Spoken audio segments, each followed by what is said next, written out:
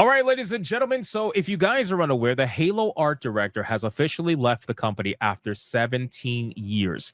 And he has left a message on his social media that is extremely cryptic. It's very, very weird, to be honest with you. And I wanted to go over it with you today. Before I do that, I just want to give a little bit of context. So, obviously, 343 Industries became Halo Studios, and they were clearly run by what it seemed to be a DEI focused kind of studio, and still is till this day.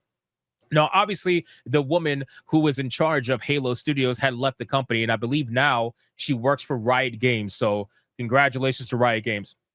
This particular situation now shows us that there is something bad going on at Halo Studios. There is either bad management, there's a lot of drama, internal turmoil. I really don't know what to call it, but the message that the art director has left for us to read is truly cryptic and truly insane. And I want to go over it. So let's scroll down and let's see what we got here. This article is from the VGC, and it says that Glenn Israel joined Bungie when it was still working on Halo in 2008 and then moved to 343 Industries in 2010 to continue working on the series. He's since served as a concept artist and senior concept artist on the series for 17 years, his first credit being on Halo 3, the ODST. Now, my problem is that DEI truly in the gaming industry has unfortunately led to the demise of a lot of people that have so much experience, so much talent. Again, I don't know this guy personally, but so much experience, 17 years, almost 20 years of talent. And it's sad because in the gaming industry, over those 17 to 20 years, there are plenty of women that have worked in the industry that were successful. I'm looking at Laura Fryer, for example. Laura Fryer was heavily successful. She ran multiple studios. I mean, again, like DEI was in the way that it is now was never needed in the gaming industry because it was always a diverse place. They try to convince you there was only a bunch of white guys running around the gaming industry, but that's not true. If you look at some of the older videos, like Laura Fryer, she posts a lot of older videos from her studios back in the day, 15, 20 years ago. And you're going to see all kinds of people running around these studios, Black people, Asian people, Spanish people, women, men. You're going to see all kinds of people. Even at the leadership table, you see all kinds of people sitting there and discussing the video game that they're making. So DEI of today never really needed to exist because it was always a diverse industry, but they're trying to convince you that it wasn't. And they're trying, after convincing you that, to provide you the solution through DEI consultancy and to sell you a product. It really is kind of fucked up at the end of the day. But anyway, let's go over this and talk about the message. So he wrote this on his LinkedIn page. Israel announced that he was leaving the developer, now known as Halo Studios, stating that he would shed more light on the situation in the future.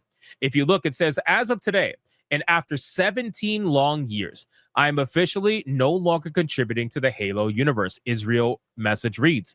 There is little more that I can say for the moment, though I intend to share this particular story in its entirety when it is absolutely safe to do so next year. Like, what the fuck does that mean? Absolutely safe to do so. That tells me that he's probably under an NDA that will expire at the beginning of next year or sometime next year. His NDA will expire. I don't really know how that works, to be honest with you. Can NDAs even expire? I really don't know.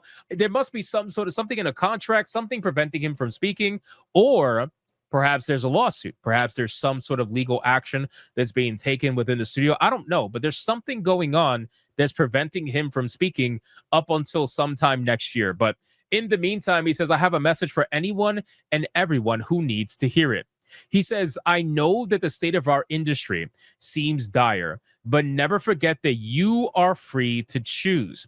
No illusion of security, nor promise of wealth or fame or power is worth trading away your health, your dignity, your ethics, or values, and no one can force you to. Stay strong, take evidence when necessary, and find where you belong, right?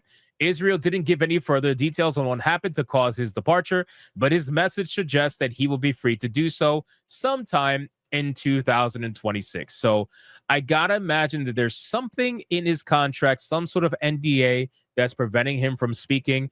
But the moment that NDA expires, he's going to talk about this entire situation, whatever that may be. And I have to remain very curious because the Halo Studios is obviously not like what you would consider to be a chud studio, right?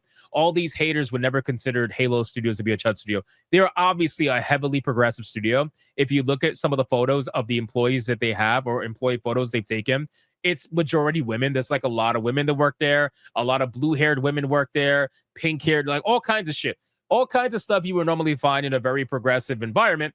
I don't think this has to do with bad politics necessarily, unless maybe he's a right wing person. But again, I don't know, so I don't want to speak for him. But I gotta imagine there's something going on here when he's talking about health, dignity, ethics, or values. What does that have to do with Halo? I have no idea. Clearly, leadership is something's going on over there. I don't know what, but it's not good. Halo Studios recently announced that it'll be hosting a panel on October 24th during the Halo World Championship. Well, we'll take a look at the future of the FPS series. Halo's director of competitive engagement, Tahir, described the discussion as a deep dive panel planned for the community stage that you won't want to miss. I don't know if anybody, to be honest with you, I don't know if anybody that is out here that is obsessed with Halo, I suppose, or like Halo has completely lost its luster for a lot of people. It's nowhere near as big as it used to be back in the day. I gotta imagine that this franchise, for it to come back, it needs to innovate, and it just doesn't want to really innovate. Not in a way that's going to really benefit the franchise. I would be very curious to see what they try to do with it. But realistically, most people are kind of checked out. It's kind of been taken over by Call of Duty and now Battlefield, as we discussed the other day, because Battlefield's at over 700,000 concurrent players on Steam and rising. But at last year's Halo World Championship, the developer formerly known as 343 Industries announced that it's rebranding and that it was working on multiple Halo games developed within Unreal Engine 5.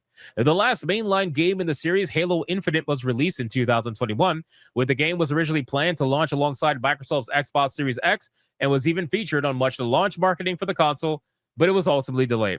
While the game was met with a warm critical response for its innovative take on the single-player Halo formula, the multiplayer portion of the game failed to retain a large player base. So again, guys, at this point, this is a wait and see moment. This is something where we can't, like, it's just all speculation, right? And again, I don't want to speak for him or anybody involved, but this must be pretty bad if he wants to talk about it but can't.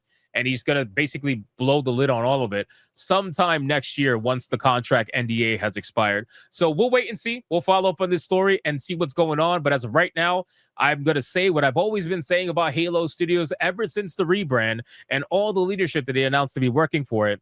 I truly believe that this studio is absolutely cooked, and it will continue to be subsidized by Microsoft, just like BioWare was being subsidized by EA.